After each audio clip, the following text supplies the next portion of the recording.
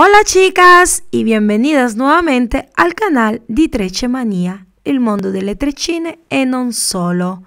Oggi di cosa parleremo? Parleremo della manutenzione e la cura delle crochet brace, però questa volta non sono le crochet brace treccine o twist, stiamo parlando di quelle curly, sì, quelle realizzate con le station sintetiche ricce. Come vi avevo detto già in precedenza, queste qui, essendo station sintetiche, hanno una cura particolare, sono molto delicate, anche se a tatto assomigliano proprio a delle station naturali. Ma vediamo insieme passo per passo come possiamo fare per far durare di più questo style. Molte di voi mi avete chiesto informazioni riguardo la cura e come far durare il più possibile l'acconciatura. Vi ricordo nuovamente che stiamo parlando di sistemi protettivi che ci permettono di dare una pausa ai nostri capelli. Non c'è necessità di fare lavaggi eccessivi, anche perché i nostri capelli vengono completamente coperti dalle station, non si vedono e non si sporcano. È necessario solamente mantenere la cute idratata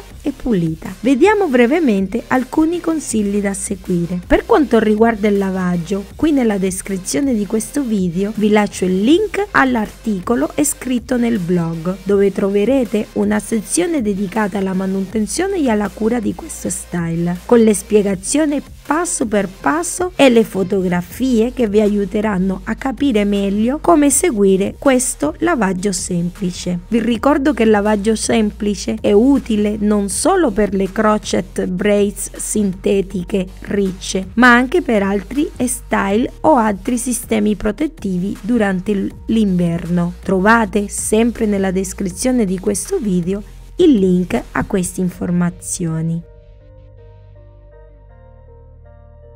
Per quanto riguarda il refresh significa mantenere le station sempre in ordine, pulite, profumate. Nel caso delle station sintetiche ricce, per mantenere il look voluminoso e naturale, potete aprire le sciocche con le mani, partendo dalle punte, utilizzando un prodotto districante oppure la spuma per ricci. Prima però inumidite le station con lo spruzzino, contenente solo acqua. Questo passaggio non è obbligatorio, ma ti garantisce un extra volume e ridà vitalità allo style. E stesso procedimento potete ripetere per districare le station in caso si formino dei nodi. I nodi si creano molto più facilmente nei capelli sintetici che in quelli naturali. Puoi tagliare le punte annodate e crespe se non riesci a districarli.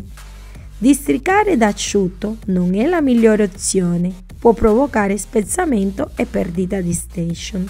Invece, per quanto riguarda il momento di andare a dormire, ti consiglio di dormire con i capelli legati e indossare sempre la cuffia di raso per proteggere qualsiasi acconciatura afro tu scelga, trecce, twist, cornrows, eccetera.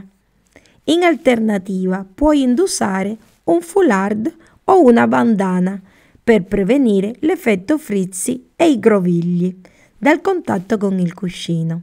Abbi cura delle station proprio come se fossero i capelli ricci naturali.